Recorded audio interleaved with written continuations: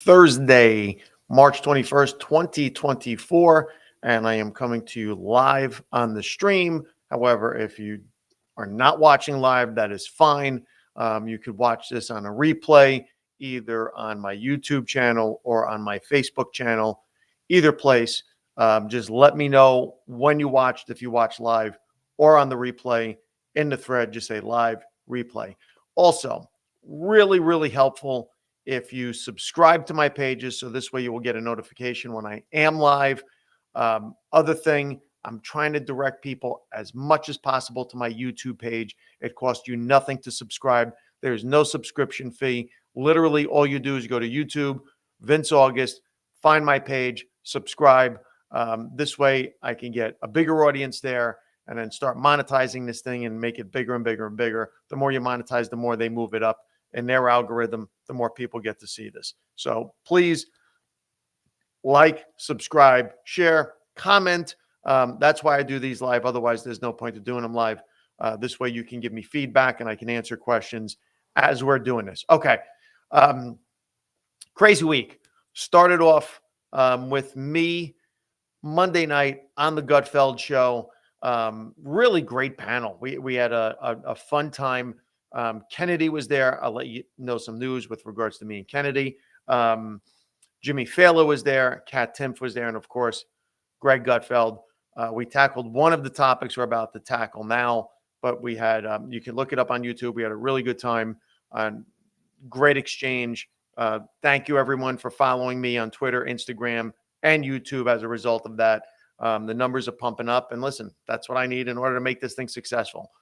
One of the topics that we talked about on the show was a story that happened over the weekend. And one of my comments was that I was extremely happy to see how fast the social media people are now, and the people that are trolling the news and keeping an eye on the news, to jump on a story that mainstream media was manipulating on purpose, and they probably would have gotten away with it, but for the fact that people were just like, no, this is a manipulation of a story.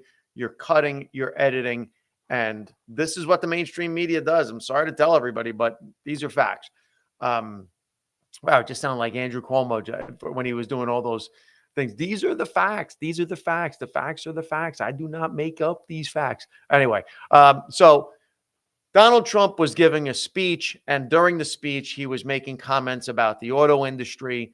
And because Donald Trump is not that great at stringing together words that create sentences with subject, verb, object, and he does this thing where anything in his head just comes out of his mouth.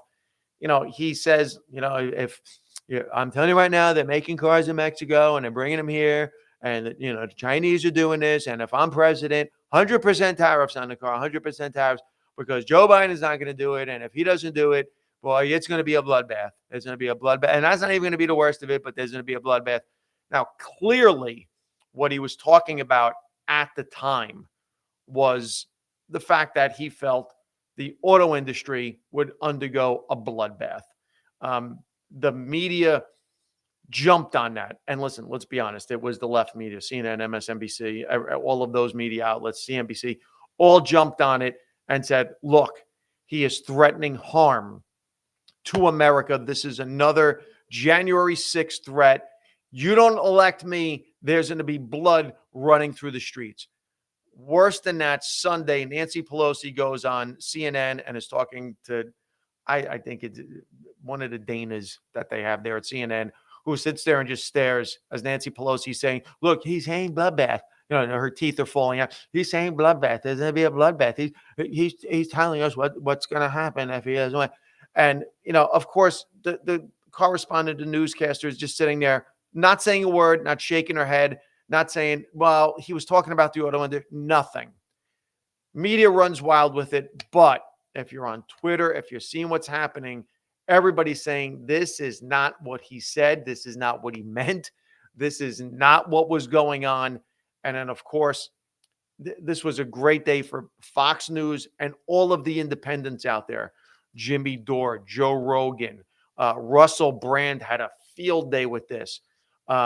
Patrick Bet David, all of the Tim Pool, all of the really big independent news people on YouTube, on Spotify, were jumping all over this thing on Rumble. Steven Crowder was all over it saying, look, see what they do? They edit a clip and they use it for their own propaganda. And they were caught red-handed. The crazy thing about it was seeing people like Whoopi Goldberg on Monday after they got caught. Joe Scarborough, whatever his name is, on, I don't even know what he's on. Is he on MSNBC? Basically double down and say, look, Whoopi Goldberg said outright, look, that's how I understood it. That's how I took it. So basically it became, that's my truth. And it's like, man, come on. You cannot do that. You cannot do the that's my truth thing with that. And they all doubled down on it. And then Fox News and a bunch of other outlets then started putting together pieces of all of the correspondence from the various news networks using the word bloodbath to describe something to show, look, it's not just Donald Trump that does it. You do it too. It was a really big pounding that the mainstream media took on that. Terrible look for the mainstream media. And look, I love it. I love it when they get outed because more people are going to go to independent news sources. More people are going to come and watch, like I said, all the people I listed and people like me to say, hey, we want to get news from reliable sources. So, yeah, really, really bad look for the mainstream media. Just want to see, I can't see the screen if people are checking. All right, we got a couple people watching. Let me know if you are watching, comment. So this way I know what's happening. Other news. There was a hearing yesterday in Washington, and it sounds like I'm going to be attacking the left right now. And it's only because that's what's really dominated the news cycle this week. There were the hearings with regards to Tony Bobulinski. Hunter Biden was supposed to appear, and there was another guy that they had there, and they were talking about whether or not the Bidens have been involved in this conspiracy and whether they were working together to defraud people with the Chinese government, or whether Joe Biden was using his influence. Listen, there's no doubt in my mind that Hunter Biden was using his father's name to profit. Period. End of story. There's no one that's going to change my mind with regards to that.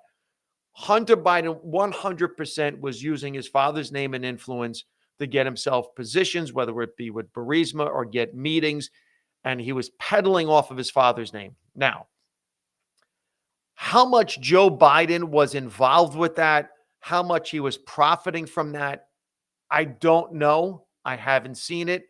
And until somebody shows me the receipts that says he was profiting from it, and look, here it is. I think right now people are trying to connect dots. The dots aren't connected.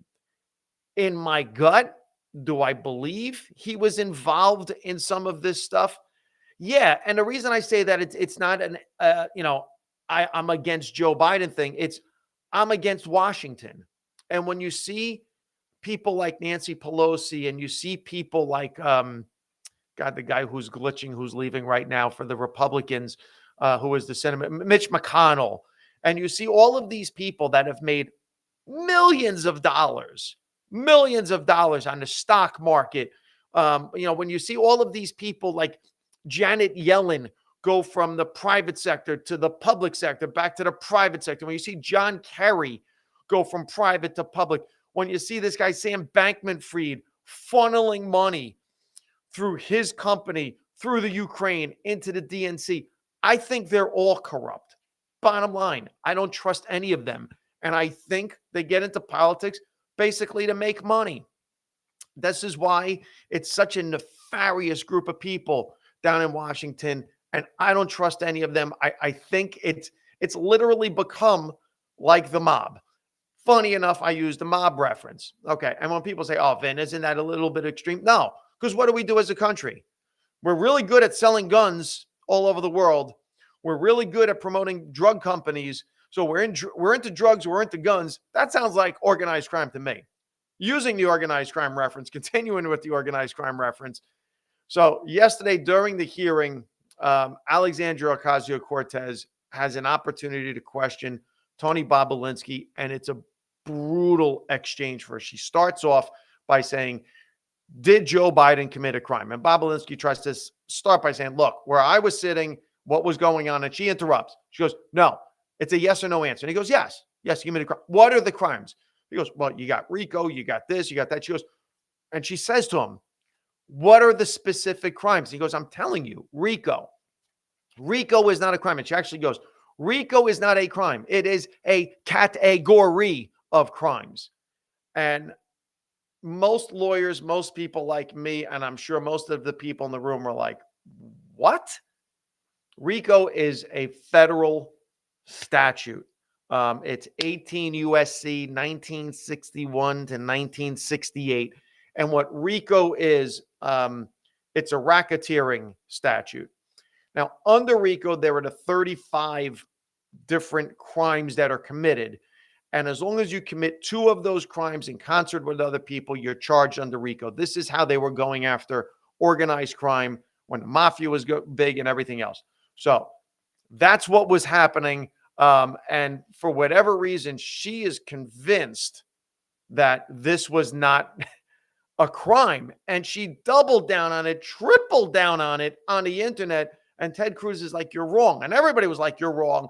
And she literally put in a tweet, wrong with an exclamation point. And the worst thing to do when you're not saying something right is screaming about it. And that's what she did. She was basically screaming and she wanted to get into her speech.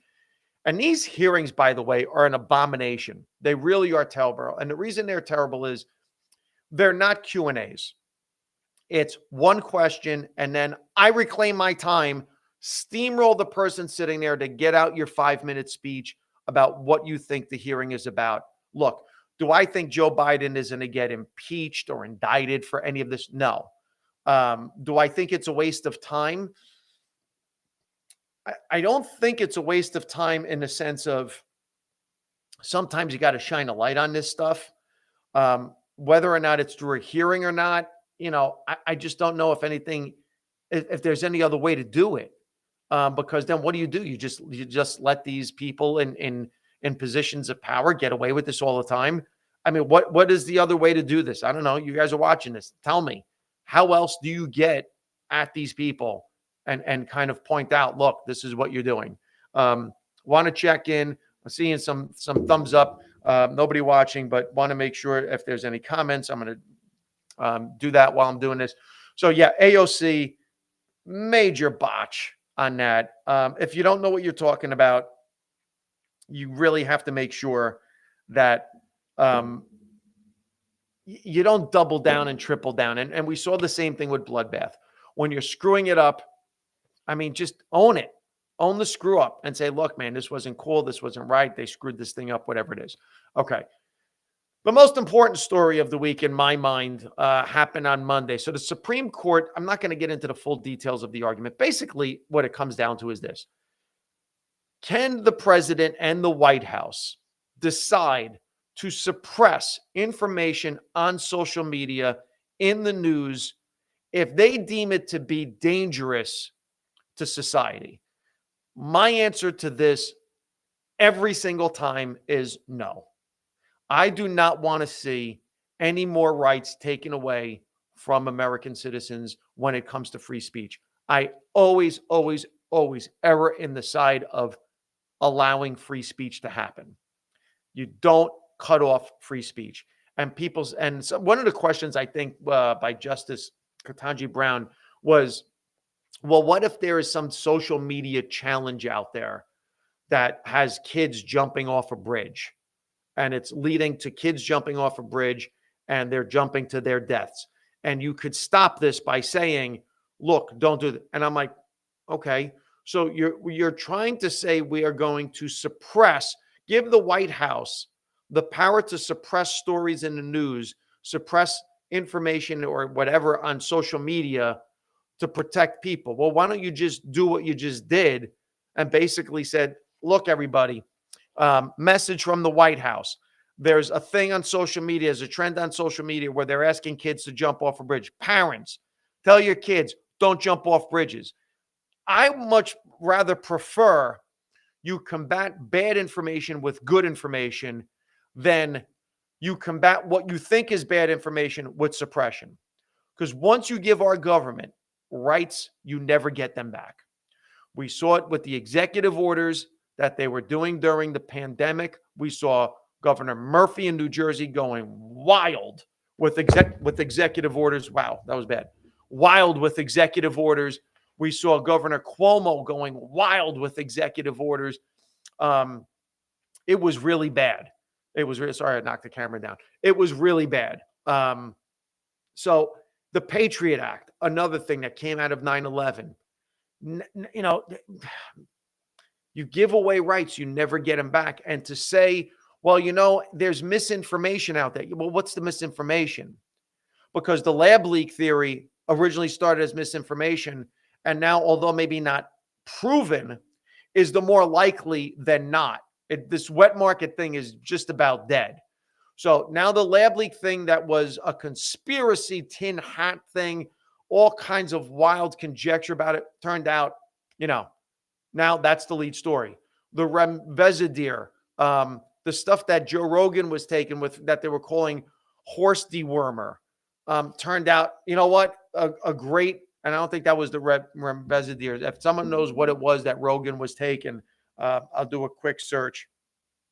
It turned out that that was a good treatment. And that was misinformation. Let's see. Ivermectin, that's what it was. Turns out that the ivermectin was working. People were using ivermectin.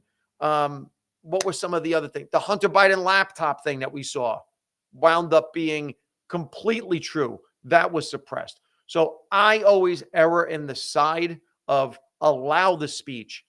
What your job is as the White House, as the government, as the news, is not suppress it. Provide the truth. Provide the other side of the story.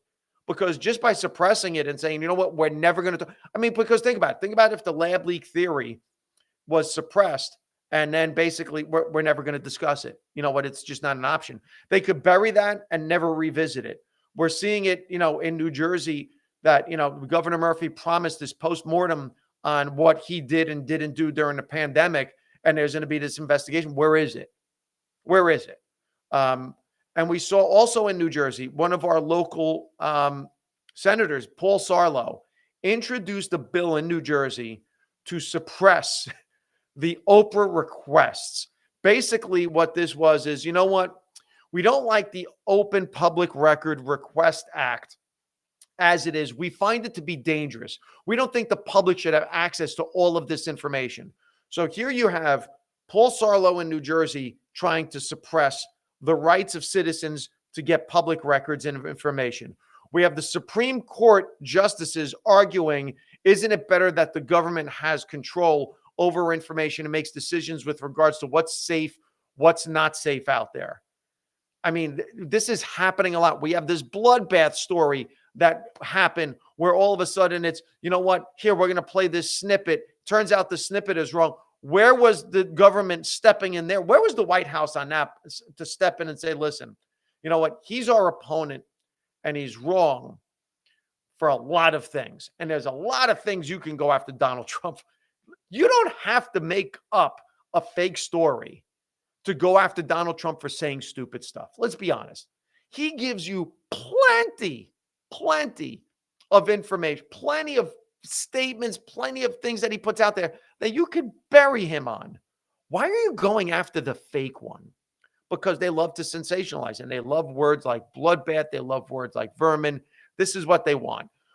So we're seeing a lot happening in terms of suppression of free speech. And people, you got to wake up. You got to see what's happening out there. You got to be aware. You know, stay on top of the news. And when I say stay on top of the news, when you see a story, Donald Trump is calling for a bloodbath, don't believe what they're telling you. Go to the piece and say, I want to hear this for myself. Listen to the whole thing and then do what happened on social media, which is, that's not what he said. He didn't say that at all. With the Supreme Court cases, listen to the arguments, go over the argument, see what's actually being proposed. Look at what the questions the justices are asking that were outrageous in terms of some of the things that they were trying to defend giving the government power over speech. Scary stuff, man. Really scary stuff. Okay.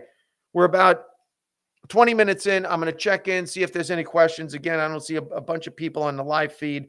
I did post that I was going to be on. So there was notice on this. I did put something up. No questions in the feed. I don't see anything on YouTube. I don't see anything on Facebook. So let's wrap this one up. That's what I have.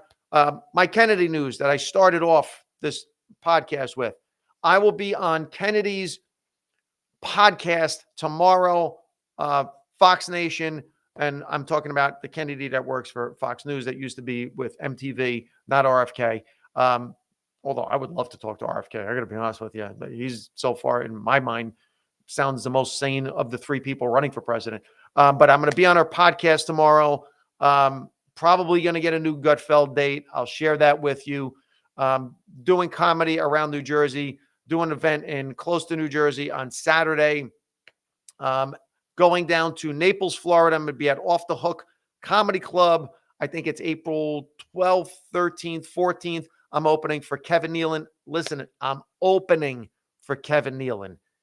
I don't know how much they're going to give me. Could be 10 minutes, could be 12 minutes, could be 8 minutes. I'm going there to open for him. So it's not me headlining.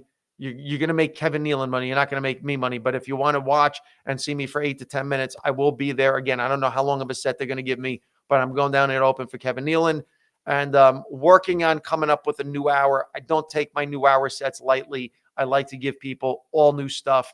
So I want to see and work on that before I just, start doing it. So probably start hitting clubs, probably start hitting some places to work out that stuff. And that's it. Leave your questions. Of course, I always answer questions. If you leave any threatening comments, vile comments, anything like that, I block you instantaneously. So don't waste your time with that. All right, everybody. That's it. Thanks for joining. And I'll see you guys on the next podcast, which will probably be next week. Again, go to my YouTube page. I'm putting up funny videos there, me reading fairy tales. I'm doing a whole other series of shorts I'm going to start releasing hopefully next week. Keep up with the